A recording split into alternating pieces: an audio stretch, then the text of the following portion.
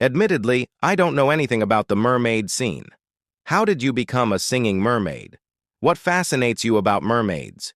You also see yourself as an ambassador of the oceans, and there are always scenes in your videos that address the pollution, not exploitation of the oceans by humanity.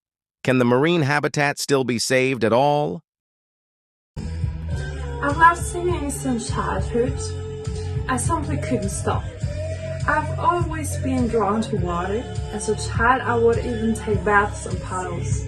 I loved the beach and felt a deep longing to swim out into the ocean sea. My fascinations with water spirits began when I was about 10 years old, during the school project on the children's opera Undine. I always felt safer when I grounded in water than on land.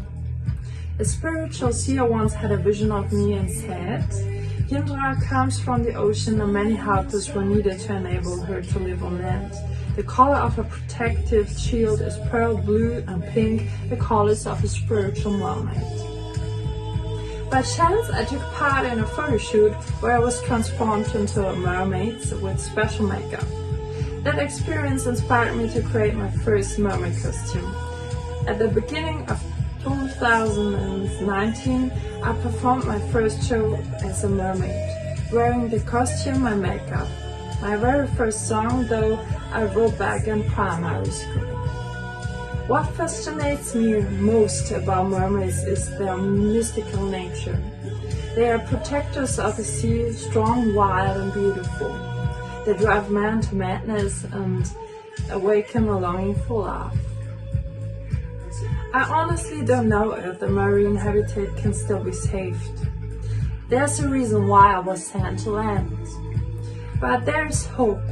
Some people are organizing ocean cleanups, and others are developing plastic that dissolves in salt water and even nourish the seabed. There are also foods and materials made from algae and alternatives to fish consumption. Still, the fact remains that marine pollution is catastrophic, and many marine species have already died out. We need a collective awakening. Everyone must act now to stop the dying of the oceans.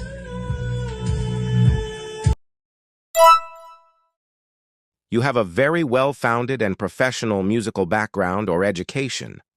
What musical influences do you have? Do you always work alone? Or do you also draw on external inspiration, cooperation for songwriting from time to time? I usually create my songs on my own, writing lyrics, crafting melodies and chords, and producing the music myself. The final touches, like mixing and mastering, are done by Franz Schädelbauer from Nomos Music. My musical journey has been full of variety. I've played the flute, piano, recorder, a bit of saxophone, cello or drums, exploring everything from classical and jazz to contemporary and pop. I was never someone who followed a specific artist or had a big musical idol. Instead, I started making the kind of music I wanted to hear, the kind that I felt honest to me. I always knew I wanted to sing and write songs for the world I live in now. And somewhere along the way, I began shaping a sound that felt entirely my own. I call it mermaid pop. Home is your second album. When did your debut album come out, and what changed musically between the first and second album? Home is only available digitally. Why did you decide against a physical release? My debut album Blue Light was released in 2023. My second album, The Music, became a bit brighter, happier, more energetic, and closer to what I imagine as mermaid pop. It blends shimmering pop elements with underwater textures, deep sea atmosphere, and a voice that sometimes feels like it's floating just beneath the surface. The songs I chose for this album revolve around the idea of home, not always a place but a feeling. There's also a thread of desire, that deep longing pull for something just out of reach, familiar and unknown at the same time.